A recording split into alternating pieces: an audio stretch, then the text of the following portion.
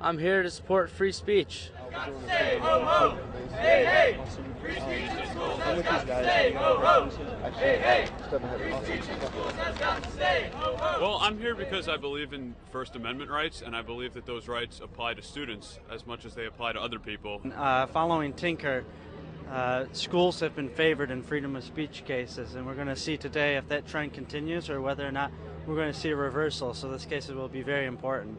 Also, I think it's really interesting that it got here today. I thought free speech is pretty cut and dry, that you're able to have free speech in America, and I just wanted to see what would happen.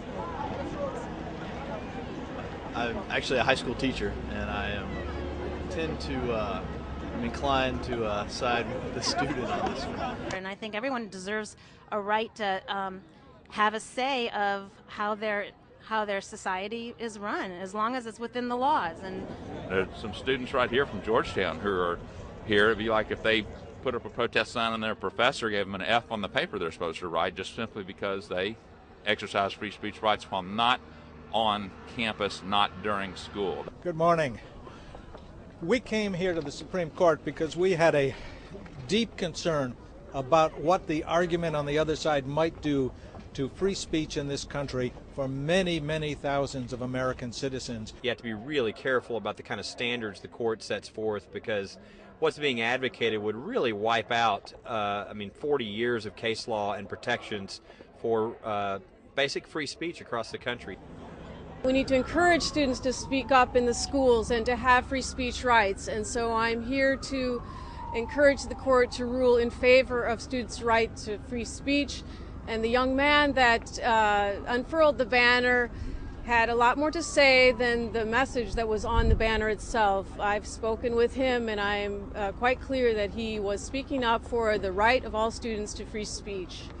There's a reason why the First Amendment is first. That deals with all our ability to engage in our own philosophical and ideological pursuits and to practice freedom of religion and to express ourselves.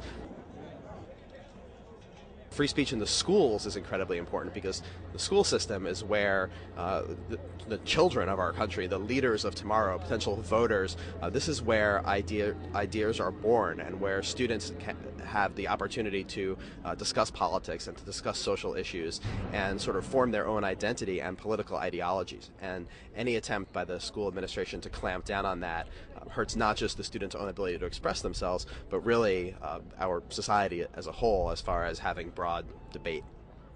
I thought it was a good hearing. The justices were well prepared and were particularly interested in the free speech arguments that we advanced, and I think sympathetic to the idea of not putting school administrators in the position where they can suppress or punish student speech merely because they disagree with it.